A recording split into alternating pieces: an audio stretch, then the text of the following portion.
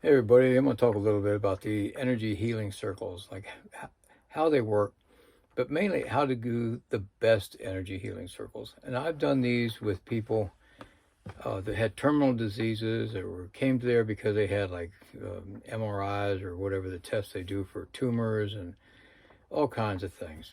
And doctors always gave me these bad diagnoses, all this gloom and doom, death dates and all that.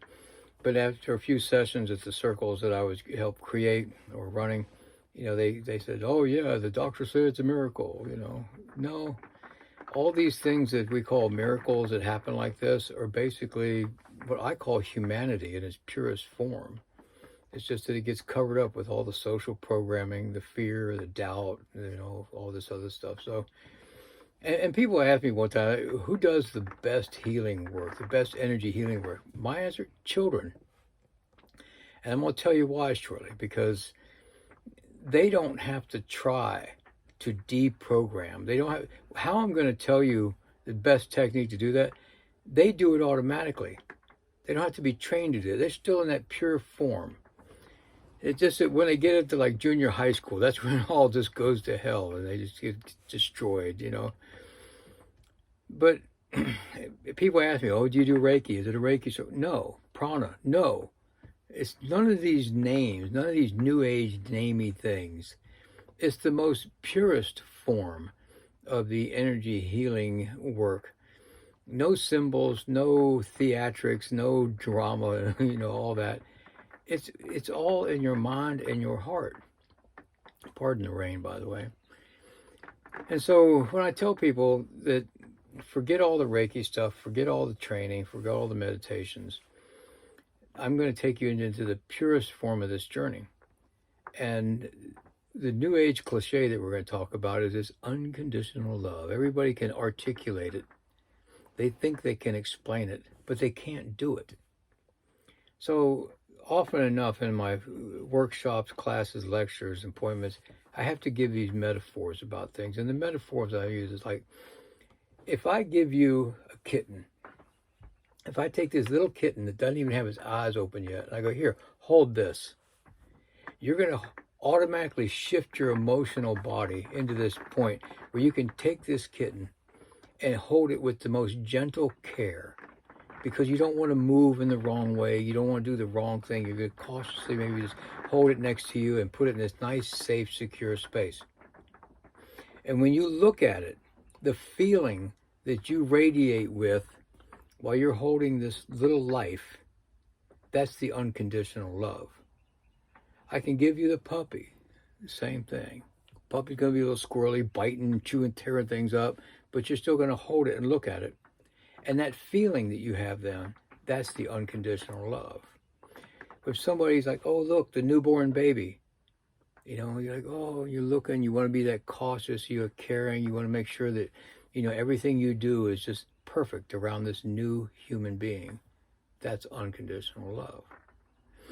And then I'm in these classes or in these circles and I say, does everybody know that? Yeah. I'm like, so the person that's laying on this massage table, I want you to look at that and give them the same feeling. And that's where the circuit just stops. They're just like, wait a minute.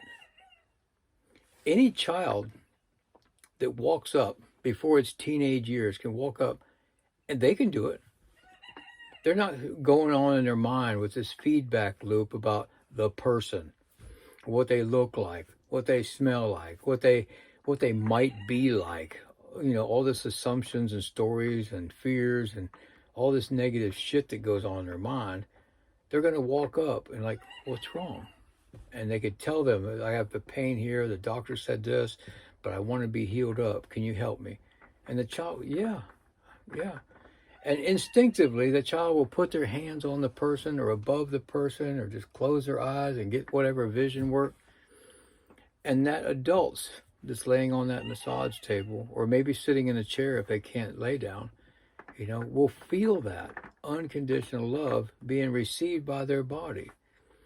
Even if they think, oh, it's not a Reiki, but it's just a kid, oh, that's cute. Then they're like, wow, I had my doubts, but then I really felt it. See, because the feeling that you have when you're holding the kitten, the puppy, the baby, that unconditional that you radiate out. That's the purest form of humanity you can get, and the other person will pick it up. And then that person's body will start to rewrite the story. When I talked to a biochemist in Hungary, and I wanted to talk to an academic because she had heard about some of the cases I work with, she goes, Hawk, it's easy. You help people recreate a story that they can logically accept, and the spine does the rest. Secretes the chemicals and does all the processes. Your body's a pharmacy, self-managed pharmacy. You can just make anything.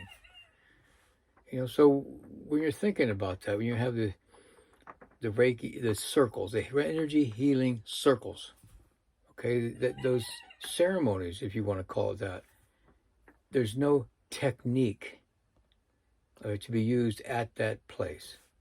You get people doing Om and doing the symbols and all this other theatrics, performances, nothing more. You should be able to just sit there and look at that person, or even if your eyes are closed, envision that person there and just bring up that feeling. Okay, then the same thing you would for any of the other examples that I said earlier.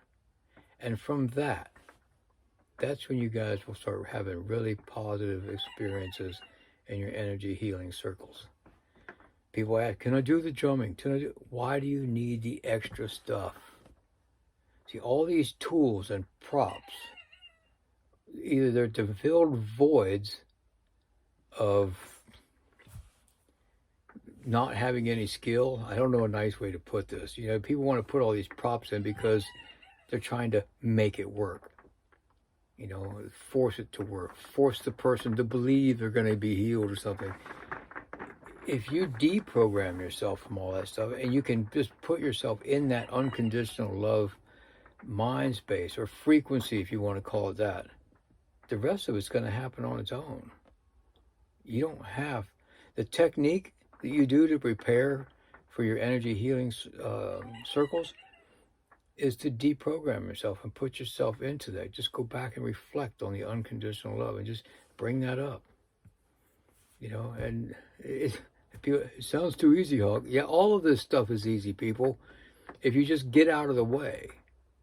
Get out of the way and allow. Again, that's that one word. That's my big magic word. Allow. Allow the awesomeness to come through the human experience. And that's when you'll get your great energy healing circles. Catch you guys later.